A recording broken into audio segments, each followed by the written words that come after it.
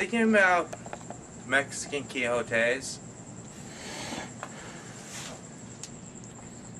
It's a fact that most people don't realize just how dangerous they are. Take, for instance, this time, I was with some good friends. God rest their soul. I was trying to tell them. God rest my soul. I was trying to tell them about the Mexican Coyote. Oh, they said. Oh, you're so funny, they said. They didn't listen.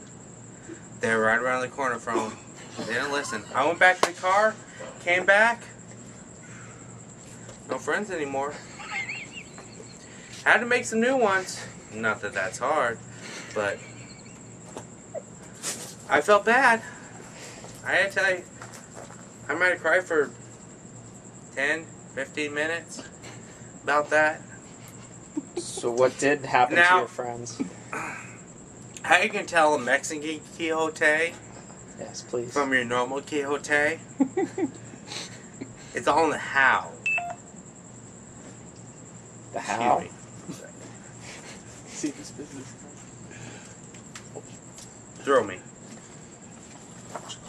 No, I fucking told you that it's fucking naked in the fucking...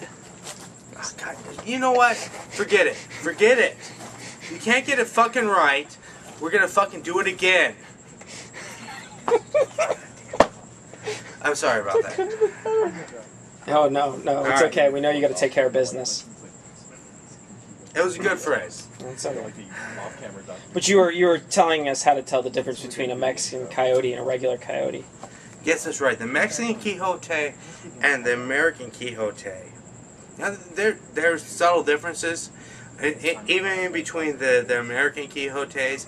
Like you have your American Quixote that's native to Arizona, per se, and the one that's native to New Mexico. Normally, the New Mexico Coyote is called the red-tailed Coyote.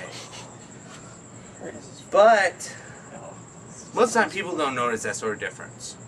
I mean, by the time you notice that, it's too fucking late. So,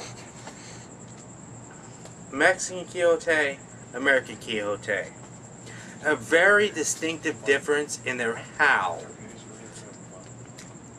Now, I really don't have the vocal capabilities to recreate that. But the American Quixote, it has a little more of the howl to it. A little more of that intangible up. God damn it.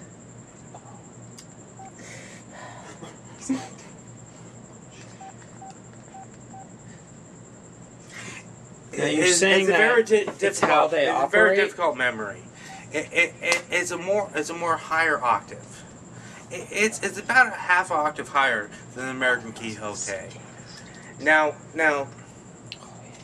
the Mexican Quixote, you have to understand, it's a very vicious pack animal. If you've heard the Mexican Quixote, chances are you don't have chance. You're not going to get back to your car in time. You're already fucking dead. So you have no champs at all? You have very small champs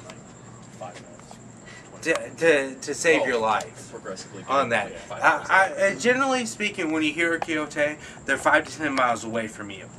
However, the Mexican Coyote, they won't let you know that they're that close to you until they're 3 miles away. Now, I understand.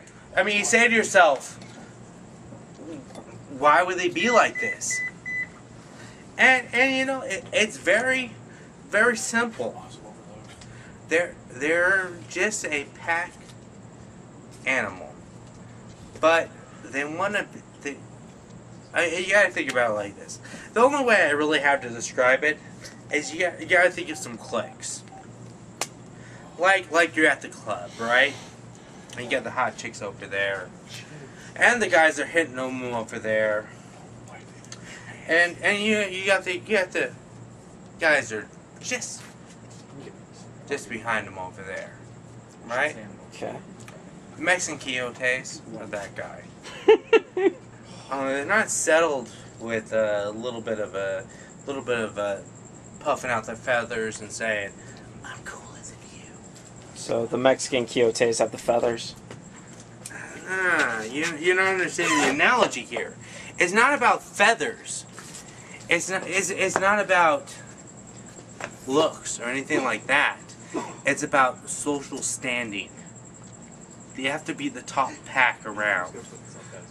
That's why when Mexican Coyotes hit the United States, they're gone. That's why so many people don't believe it on that. Because the Forest Rangers, I mean, you think those guys are out there saving lost hikers and shit? You know, this fucking bullshit. You know what their main job is? I'll tell you what their fucking main job is. Their main job is fucking stop making coyotes. It's like that. Now, could you get off topic for a moment and please address the rumor that you are actually Satan and otherwise known as Lord of the Flies? We noticed that you do have many creatures that hang around you. Look, a friend of nature can't help the fact that nature loves him. Yes. I mean, I love nature. I love the Coyotes. I love the ribbits. And you know, I love all of God's creatures.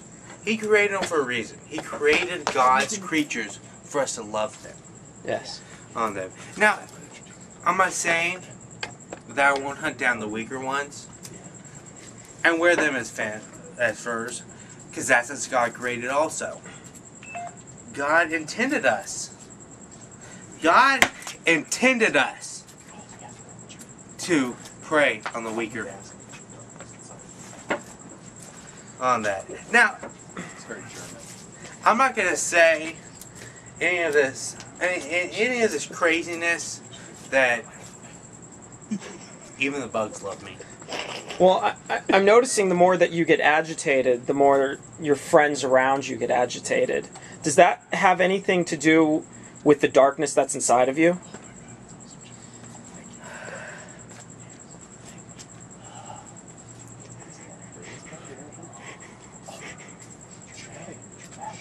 Why does it always have to come back? Why does it always have to come back to the darkness inside? I'm as fun-loving as the next guy beside me. I mean, it's not my fault that he chooses to gamble away life on a silly bet and loses.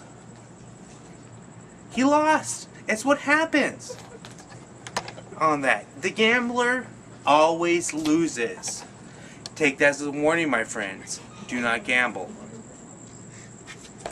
Now, I'm not going to say that there's darkness inside me, or darkness outside of me, or darkness in between.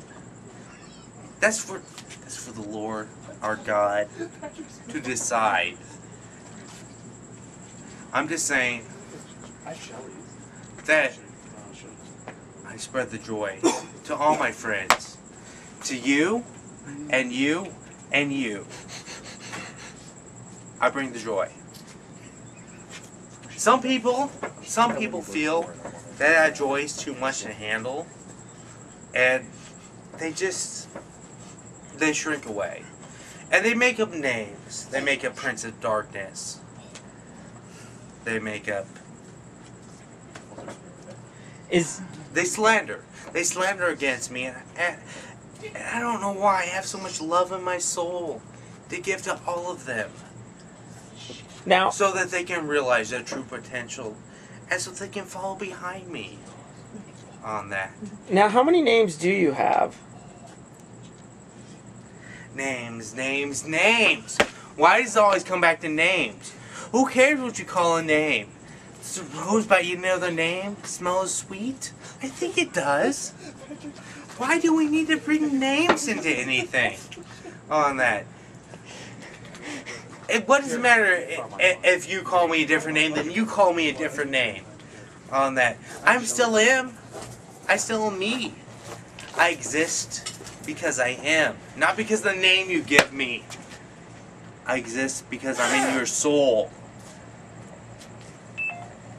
Yes. You have to give me a minute. I can't handle anymore.